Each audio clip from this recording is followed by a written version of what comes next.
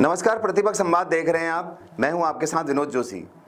आज 6 राज्यों और 2 केंद्र शासित प्रदेशों की 49 लोकसभा सीट पर 5वें चरण का मतदान संपन्न हुआ। इस चरण में 2 हाई प्रोफाइल सीट रायबरेली और अमेठी में भी मतदान हो गया है, जहां से कांग्रेस के पूर्व अध्यक्ष राहुल गांधी और केंद्रीय मंत्री स्मृति ईरानी मैदान में हैं। वहीं जम्मू कश्मीर के बारामूला में 22 उम्मीदवार चुनाव मैदान में हैं। इस सीट से पूर्व मुख्यमंत्री उमर अब्दुल्ला भी चुनाव लड़ रहे हैं। 5वें चरण में जिन सीट पर मतदान हुआ वहां से 40 से अधिक सीट एनडीए के पास थी। महाराष्ट्र की 13, उत्तर प्रदेश की 14, पश्चिम बंगाल की 7, बिहार की 5, झारखंड की 3, उड़ीसा की 5 और जम्मू कश्मीर तथा लद्दाख की एक सीट पर मतदान संपन्न हुआ। अब जनता ने किसे अपने सर आंखों में बैठाया वह तो 4 जून को ही पता चल पाएगा। देखिए हमारी ये विशेष रिपोर्ट।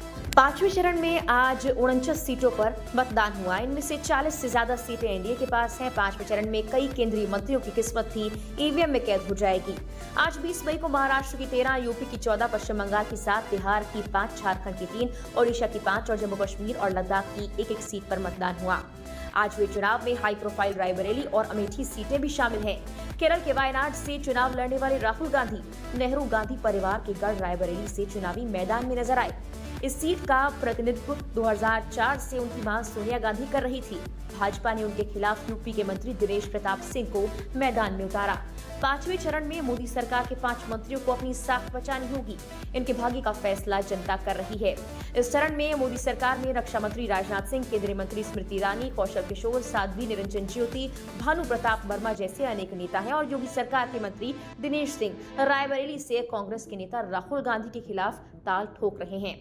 5वें चरण में यूपी की 14 सीटों पर चुनाव है। 2019 के चुनाव में सिर्फ रायबरेली को छोड़कर सभी सीटों पर भाजपा को जीत हासिल हुई थी। रायबरेली से सोनिया गांधी ने ही जीत दर्ज की थी।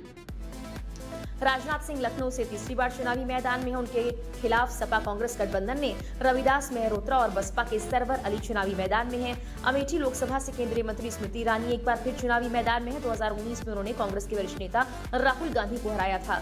उनके खिलाफ गांधी परिवार के खास किशोरी लाल शर्मा इस बार ताल ठोक रहे हैं। 5वें फेज में देश के रक्षा मंत्री राजनाथ सिंह लखनऊ, कांग्रेस के पूर्व अध्यक्ष राहुल गांधी रायबरेली, केंद्रीय मंत्री स्मृति ईरानी अमेठी, केंद्रीय मंत्री कौशल किशोर मोहनलालगंज, केंद्रीय मंत्री भानु प्रताप सिंह वर्मा जालौन, केंद्रीय मंत्री साध्वी निरंजन ज्योति और सांसद लल्लू सिंह फैजाबाद लोकसभा सीट पर चुनावी मुकाबले में हैं। 5th फेज में चुनाव प्रचार के लिए पीएम मोदी, भाजपा अध्यक्ष जेपी नड्डा, गृह मंत्री शाह, रक्षा मंत्री राजनाथ सिंह और यूपी के सीएम योगी आदित्यनाथ समेत सत्ता पक्ष के अनेक वरिष्ठ नेताओं ने जहां विपक्षी दलों पर जमकर हमला बोला, वहीं विपक्षी दलों के समूह इंडिया गठबंधन के प्रमुख नेताओं कांग्रेस के अध्यक्ष मल्लिकार्जुन खड़गे, कांग्रेस की पूर्व अध्यक्ष सोनिया गांधी, राहुल गांधी और महासचिव प्रियंका गांधी समेत कई नेताओं ने भाजपा पर जमकर प्रहार किया। वहीं इंडिया गठबंधन के प्रमुख घटक समाजवादी पार्टी सपा के अध्यक्ष अखिलेश यादव ने राहुल गांधी और प्रियंका गांधी के साथ रायबरेली और अमेठी में साझा सभाएं की।